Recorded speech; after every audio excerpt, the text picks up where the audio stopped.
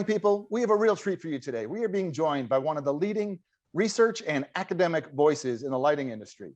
He's a professor at Oregon State University. He also has a joint appointment at the Pacific Northwest National Labs, and he's also the editor-in-chief of LEUKOS, the journal of the Illuminating Engineering Society.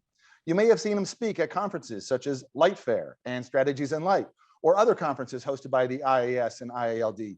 Or if you didn't catch him there, you may have caught him on one of his many, many other presentations on 4 or more continents throughout his career. So we are pleased to be joined today by Kevin Hauser to discuss the topic of human-centric lighting, a topic that he's done a lot of work on. So Kevin, hello, and thank you for joining us today for 5 big questions. Al, so happy to be here. Thanks for inviting me to be a part of your podcast, I guess.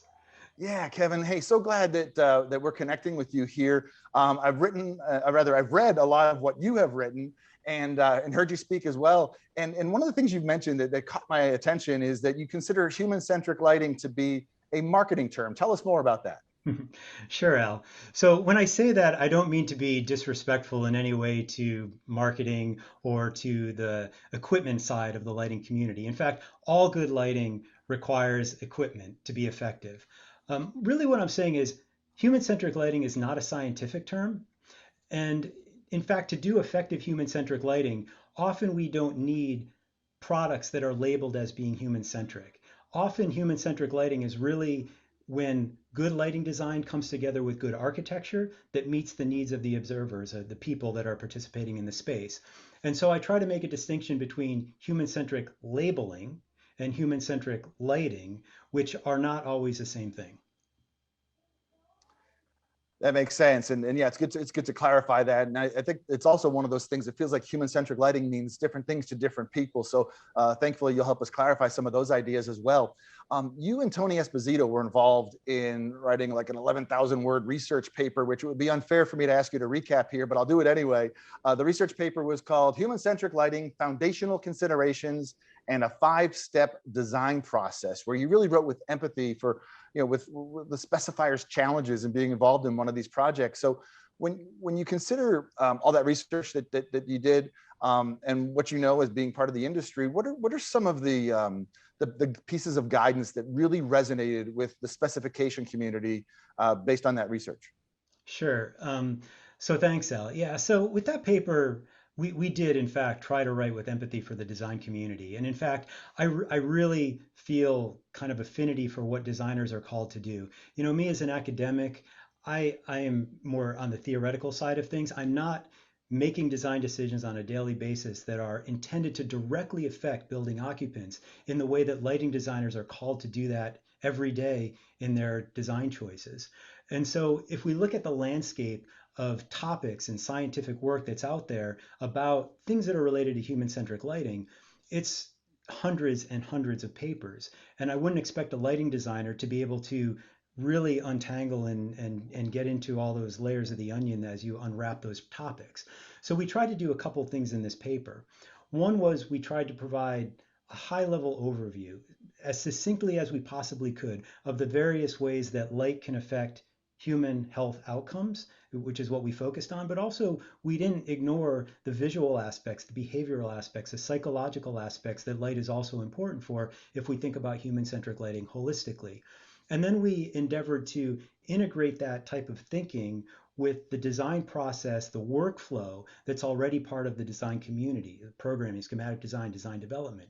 So I believe, and I think Tony does as well, and as we expressed in this paper, that the people that are really best positioned to integrate human-centric lighting are the lighting design community. For years, they've already been having this very complicated problem, like which is more important? Is it color? Is it luminance distribution? Is it controls? Is it energy efficiency? Is it the cost of the project? Is it the timeline?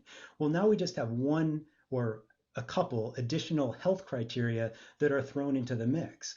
But they're best positioned, the design community, to prioritize alerting effects, circadian phase reset, melatonin suppression, along with color rendering, illuminance levels, luminance ratios, and all these other criteria. And so that's what we tried to really unpack as succinctly as we could, which I know it's a long article, but as succinctly as we could in that article. Well, no, there's a lot of great information in there. And you mentioned the hundreds of different resources that are available to lighting professionals to get guidance on this topic. There's even, many standards that are written, including, the IES TM18, the well building standard, the UL design guidelines. LRC has a human stimulus calculator. So there's so many resources out there. So what should a lighting professional or specifier do when they're trying to put together a human centric lighting solution? Yeah, so the risk with that is because there are sort of competing proposals out there, is that I think a designer could look at them and say, well, well is telling me to do this, and UL is telling me to do that, and IS is telling me to do this, and they're three different things. But if you actually step back and kind of squint and look at them as though they're a little bit blurry, the overarching suggestions of all of them are pretty similar. So if we're dealing with day active people, people that are up during the day, sleep at night, and do that cycle over and over, really what we want is biologically potent light during the daytime hours. We want to ramp that down before bed, and we want relative darkness at night. And those different guidelines give different suggestions for how to deal with that. Maybe it's slightly different luminance levels or slightly different timing on it, but the big picture is the same in all of those different guidances. So what I would say is pick one and learn about that one, and then any of the other ones are going to be pretty close to that one. That's fair, and I think the way you described it like painted a Venn diagram in my head where there's lots of overlap and maybe there's some things on the fringe that differ. But that's excellent excellent guidance there. And speaking of guidance, over the last number of decades, lighting people have been consumed with horizontal work plane measurements, and human-centric lighting enthusiasts and researchers and professionals like you tell us that we need to be more concerned about vertical lux, and there's good reason to do that. So what would you like to see in order to support that? What would you like to see from manufacturers in the way they make products or document the products they make to support those modern lighting needs? Sure. So a couple things. One thing I think the best source of light we have for human-centric lighting or circadian lighting is daylight. And so this is not really a product specific thing, except if we think about the building itself as being the product. But if we think about the building as product, then intelligent integration of skylights and windows into buildings really needs to be a greater part of our future than it has been in our most recent past. So that's one thing. Now, as far as electric lighting that goes into buildings, I mean, you're correct. We need to think about vertical surface illumination. We do have a lot of products available today that allow us to do that.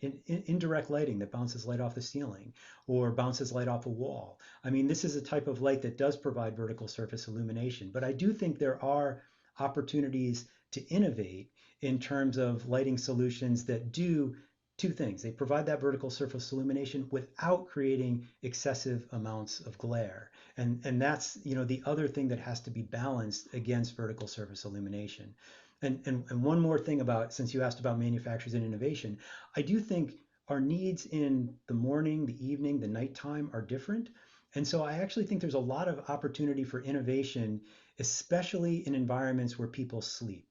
So that would be residential environments, hospital environments, senior living centers, because in those spaces, in those environments, we really do have advantages associated with adjusting the lighting in the daytime, in the evening, and the nighttime hours. Whereas in like a typical school environment or office environment, the need for a lot of flexibility in the lighting is much less because people just go there during the day.